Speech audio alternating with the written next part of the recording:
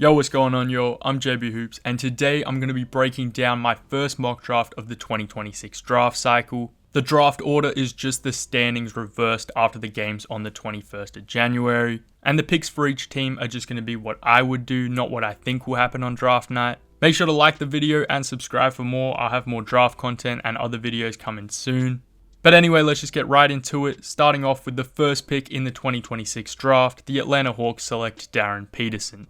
This would be a dream outcome for the Hawks, getting this pick from the Pelicans for pick 13 last year, moving on from Trey earlier in the year and immediately getting a superstar guard prospect. Darren is a special two-way talent. He's missed a lot of time with the hamstring and some weird cramping stuff, and has had his issues as a creator, and the rim volume is underwhelming, but it is tough getting doubled and blitzed every possession, and I also don't think he's 100% physically just yet. But he's still proving he's a ridiculous shooter with phenomenal touch and a strong defensive playmaker, and with his handle and passing flashes, he is more than just a scorer. I want to see more, and I think we will over the second half of the season if he stays healthy. But Darren Peterson is a special talent, and Atlanta would be a very fun landing spot for him. At 2, I have the Pacers going with Cameron Boozer. The Duke superstar has been historically dominant and just keeps getting better, and at this point has a very strong, probably the strongest argument to go number 1. He's ridiculously efficient with a massive frame and special touch. He's adapted his game and his driving and handling more, all whilst leading pretty much any metric you can find. It's kind of hard to describe just how incredible Boozer has been. Yes, he isn't the most athletic and can have some rough defensive moments, but he's just unstoppable and has looked better on both ends as the season's progressed. And the Pacers getting him at 2 to pair with Hallie would instantly create one of the most insane production and efficiency maxing duos of all time. So I have the Pacers taking Cam at 2. Next up at 3, I have the Wizards taking AJ DeBonsa out of BYU. Washington have some nice young talent but still need their star, go-to guy, and DeBonsa could 100% be that guy. I think there are some fair concerns with AJ. His production and efficiency has fallen off significantly against top 100 comp, and you'd also want him to shoot more threes. But he's just such a talented and polished scorer at a legit 6'9" with elite athleticism and a deep bag, and he can look completely unguardable at times. He's also impressed me with his passing and looked a little better on defense after a slow start. So he definitely has areas to work on and hasn't quite been as elite recently, but he's still absolutely in contention for the number 1 spot, and I expect he'll get back to dominating sooner rather than later. Next up at 4, I have the Kings taking Caleb Wilson. The Kings desperately need talent and look like they might be pretty bad for a while, but tanking and getting a guy like Caleb Wilson would be an awesome start to that process. Wilson has been insane for UNC, dunking absolutely everything with 60 dunks in 19 games, racking up stocks, hitting middies, crashing the glass, making impressive passes, and he's also drastically improved his layup percentage, which was a little bit of a concern. He still has work to do as a team defender, and you'd like to see the shooting numbers improve, but Wilson is a ridiculously talented prospect and would be an excellent result for the Kings at 4. The Nets are up at 5 and they select Kingston Flemings. I wasn't really a fan of the Nets last draft and they're still a long way away from the playoffs, but I like Kingston as a building block with his combination of advantage creation, touch, playmaking and defensive intensity. And he'd allow Joman to play more naturally off the ball. Fleming's contact aversion and lower 3-point volume isn't ideal, and he hasn't shot it well from 3 in conference play, but he's just such a comfortable scorer from anywhere on the floor. And so far this season, he's made a very strong top 5 case, so I have the Nets taking him at 5. The Jazz are on the clock at 6, and I have them going with the upside and defensive dominance of Kentucky's Jaden Quaintance. The 6'10", 18-year-old coming off an ACL tear had an incredible debut, and then a few more low-minute games where he didn't do much, and since then he's been out, but if he gets a healthy run, he'll show the level of defender that he proved he is last year at Arizona State. He's got a long way to go offensively, but is super skilled and talented, and his physical tools and instincts are special. And the Jazz make sense as a team who can give him some time and offensive reps, whilst he immediately can help their dogshit defense. JQ will need to get back on the court and produce, so this pick is more based on priors, but I fully believe in his talent and would take him extremely high regardless. Now we have the Hornets at 7, and I have them taking Michael Brown Jr. out of Louisville. LaMelo coming off the bench has been solid, but I'm not convinced the Hornets want him as their franchise guy. So I have them going with a guard with star upside in Michael Brown. Michael's been out with a back injury for a while, but it seems like he'll be back soon. He shot terribly on jumpers throughout his first 10 games, but from his priors, I'm very confident in the level of shooter he is. And the burst, explosiveness, playmaking, and finishing were all very impressive. So I'm still a big believer in his talent and have the Hornets taking him at 7. With the 8th pick, I have the Mavs taking LeBaron Philon Jr. out of Alabama. The Mavs have some stars, but are probably looking to add guys around Coop, and Philon could be the perfect guard next to him long term. The 6'4 sophomore has taken a massive offensive leap this season and is currently a top 10 scorer in the nation. Philon's elite inside the arc, getting to the rim with ease, hitting 50% of his floaters, and he's also a greatly improved 3-point shooter. The defense has dropped off a bit this season, but he's still capable of hounding guys and making plays, and I think as he gets stronger and gets to the league, he could be a plus on that end too. So I have the Mavs taking Philon at 8. The Bucks are back on the clock at 9, and I have them going with Patrick Gungba II, the 6'11 sophomore out of Duke. I'm not convinced Giannis is in Milwaukee much longer, and I'd assume Turner probably gets flipped if a trade happens. But regardless, Gungba could come in and make an impact with his touch, strength, passing, and paint protection. Pat has taken a bit of a step back with how elite Boozer has been, so his numbers probably don't fully show how elite he is. He isn't the best athlete, but makes up for it with his feel, instincts, and positioning, and you just gotta watch him play to see how good he is. So I like Gungba to the Bucks at 9. The Grizzlies are next up with pick 10, and I have them taking Christian Anderson Jr., the 6'3 sophomore out of Texas Tech. The Grizzlies look like they're going to trade Ja, so going for a lead guard makes sense, and Anderson is an incredible shooter, hitting 45% of his threes, while shooting 8 a night, with the majority of them being unassisted, whilst also ranking 4th in the nation in assists per game. He gets buckets from anywhere, can get insanely hot, and has improved tremendously as a playmaker. Anderson is a smaller guard and not an elite athlete, but his shooting is really that good, so I have the Grizzlies taking him at 10.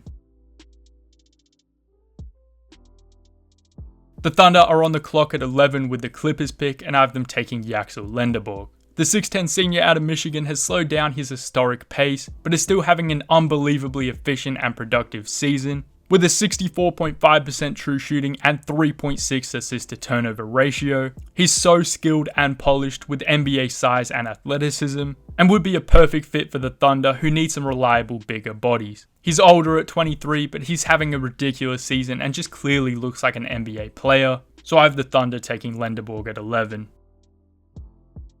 The Spurs are up at 12 with the Hawks pick, and I have them taking Kareem Lopez. The Spurs have some exciting young guards and wings, but definitely could look at the forward spot in the draft. And Lopez has been very solid in the NBL, attacking off the catch, hitting spot-up threes, defending multiple positions, and forcing turnovers. His free throw rate is way down from last year, and he's shot it poorly recently. But Lopez's production and impact as an 18-year-old in the pros is just super impressive, so I have the Spurs taking him at 12.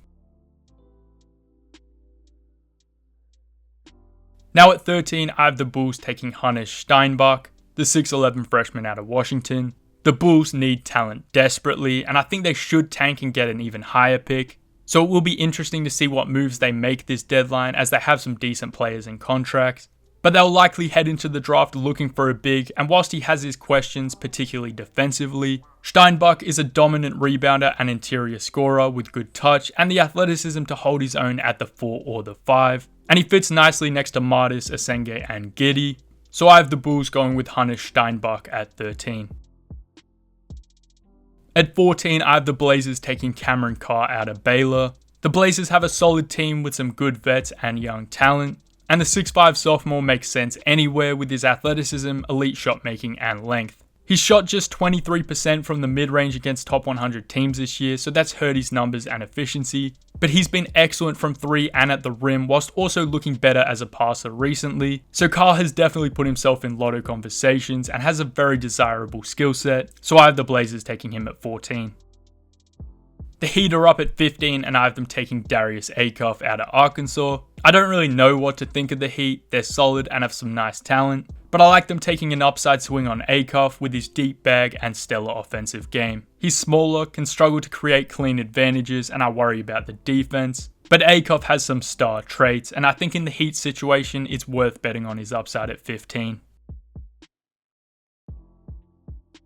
OKC are up again at 16 with the Sixers pick, and I have them taking Bennett Sturtz out of Iowa. The Thunder are obviously a juggernaut, but they're still clearly missing creation and handling alongside Shea, as well as in their bench units. And Sturtz is a high-level creator and playmaker, and an excellent shooter who could bring a different dynamic to the Thunder. His shots haven't really fallen versus good comp, but he's got great touch and is super crafty, so I'm not too worried. Sturtz is just a really talented guard and could go even higher, but he makes a lot of sense for the Thunder at 16.